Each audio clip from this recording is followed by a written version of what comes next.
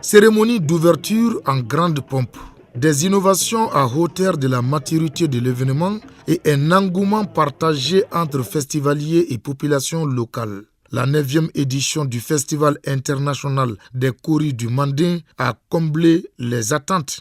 Cette année, la commission d'organisation a misé sur un thème évocateur, à savoir la problématique de la médecine traditionnelle et des arts divinatoires dans le système de santé en Afrique. 85% de la population africaine a recours d'abord à la médecine traditionnelle. Et qui parle de médecine traditionnelle parle de plantes, parle de remèdes.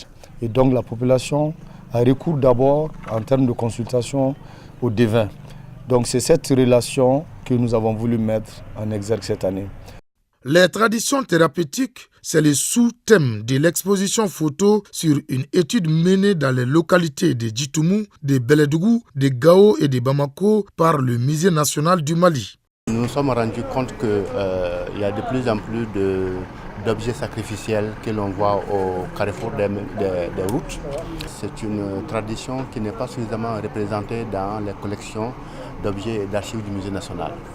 Il nous a paru donc important de faire en sorte que les collections du musée soient enrichies de cette tradition qui est très ancrée auprès des populations maliennes.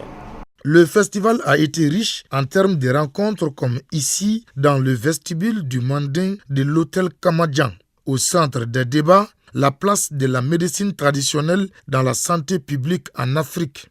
Les praticiens de santé, à la suite d'une consultation, peut utiliser les arts divinatoires pour essayer de comprendre la nature de la maladie.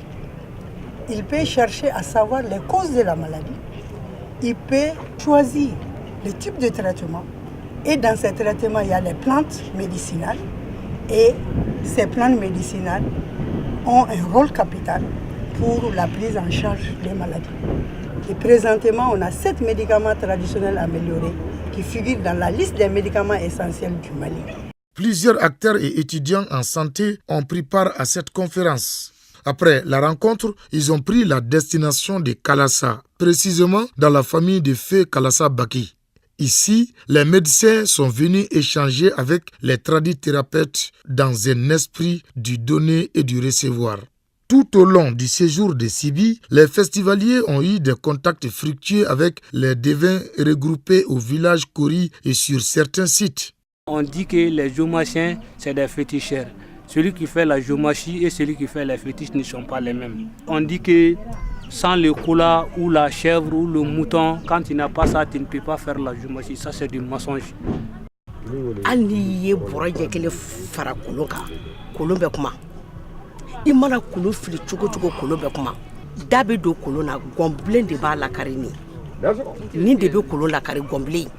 Le Kori, coquillage célèbre qui servait jadis de monnaie d'échange en Afrique, a été au cœur du festival. Support de consultation d'art divinatoire, ornements de coiffure ou de parure, accessoires d'instruments traditionnels de musique. Le FESCORI 2015 a été un événement fédérateur qui a tenu toutes ses promesses. Il faut plusieurs facteurs humains, facteurs sociaux, mais également le facteur financier, c'est vrai. Mais c'est une réussite parce que vu la mobilisation qu'on a de la population, les femmes, les chasseurs, la chefferie, la jeunesse, autour de cet événement, le gouvernement qui chaque année envoie une forte délégation pour accompagner le festival, je pense que c'est extrêmement important pour nous. Tout le Mali est représenté ici aujourd'hui dans sa diversité culturelle et ethnique. Ça permet de nous faire connaître et de faire connaître aussi notre culture, non seulement à nos concitoyens, mais aussi aux étrangers qui nous observent. C'est bon que les jeunes puissent connaître ce festival, qu'ils puissent s'en approprier pour pouvoir générer aussi des emplois dans le domaine de l'industrie culturelle.